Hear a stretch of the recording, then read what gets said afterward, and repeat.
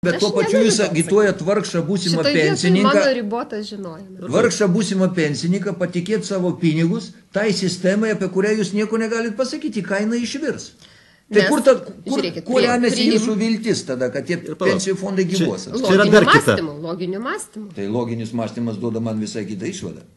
Kad jie kaip tik žlugs, jau jie dabar yra ant bankroto ribos ir jeigu akcijų kursai nepasieks buvusio lygmens, jie niekada nebeatsistatys.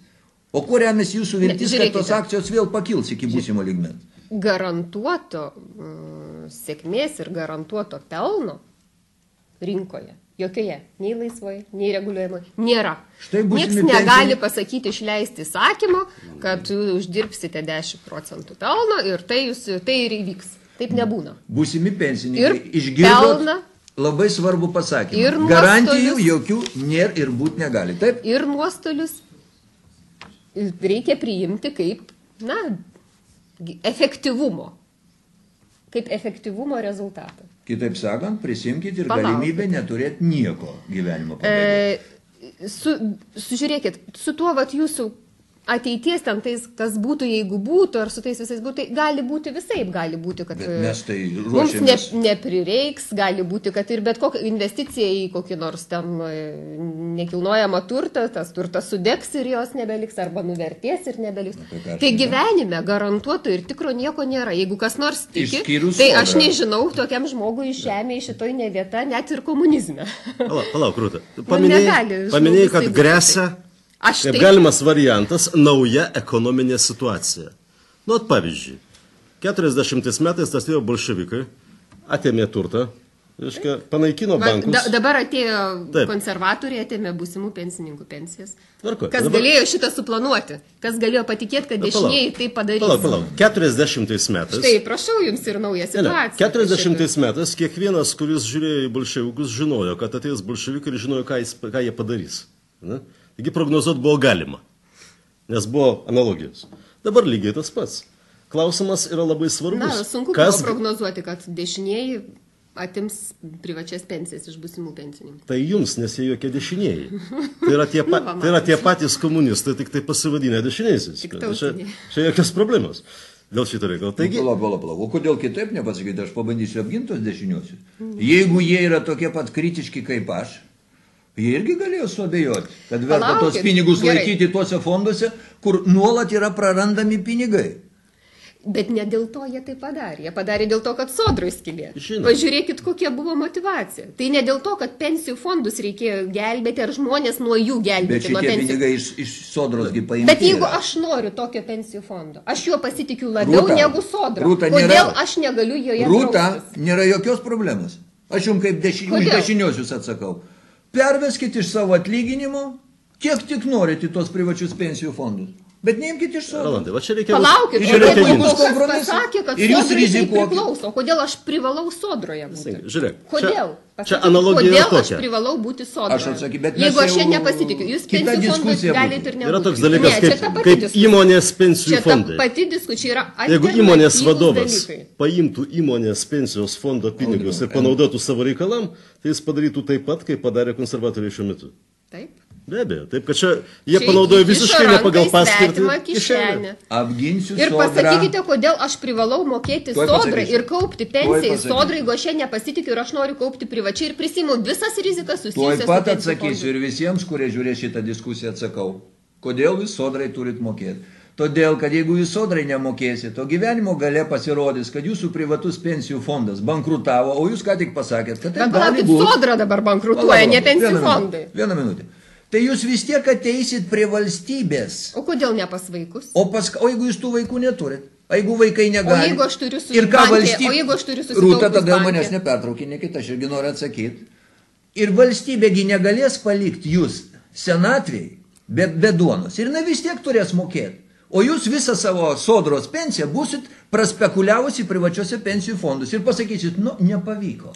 Duok valstybę valgyti ir valstybė duos. Štai dėl ko yra sodros pensija, būtinai reikalinga. O jeigu pavyko, kas man tada gražins mano sodros įmokas? Duokit man pabaigti. Kitas dalykas. O jeigu pavyko? Vieną minutę. Kitas dalykas, kad iš tikrųjų sodros pensija turi būti pririšta prie ekonominės būklės. Čia aš su jumis sutinku. Be abejo, mokėti pensijas tada tokias, kai jau nebėra galimybių, sutinku, taip ilgai negalėsim temti. Ir aš galų galę kreipiuosi ir į Kubilių, ir į Grybauskaitę prezidentę mūsų naują. Jūs greičiau spręskit tos dalykus, nes dabar Rūta visiškai teisi. Ta skylę mes dengiam skolindamiesi, o ta skola taigi gula mum ant pečių. Ant tų vaikų. Ir ant vaikų gula taip pat. Bet čia yra kitas visai klausimas. O sodros ir privačių pensijų fondų reikalus aš labai paprastai suderinčiau. Sodra yra sodra, o čia jūs kiek nori, tiek perveskit. Ir rizikuokit. Bet ar jums netrodo, kad per brangu?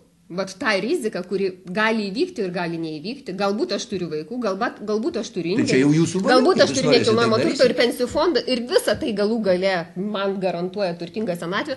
Kodėl aš turiu dar mokėti bendroj sumoj 34, beveik 5% sodrai? Aš jau jam paaiškinau. Tada jūs, tai yra ta kaina, kad jeigu nepavyks, yra labai brangi kaina. Kolegos, iki mūsų diskusijos pabaigos lieka 3 minutės. Ir mes vargu, ar galim pasakyti dabar kažką daugiau, negu tose pozicijose liktų esam. Aš pabandžiau padaryti 3, sakykime, bazinius teiginius ir paprašysiu jūsų, reiškia, jų šitų teiginių atžvilgių pasakyti, ką jūs galvojat. Pirma, su privačiais pensijų fondais jokių garantijų nėra, nes tokia yra rinkos specifika.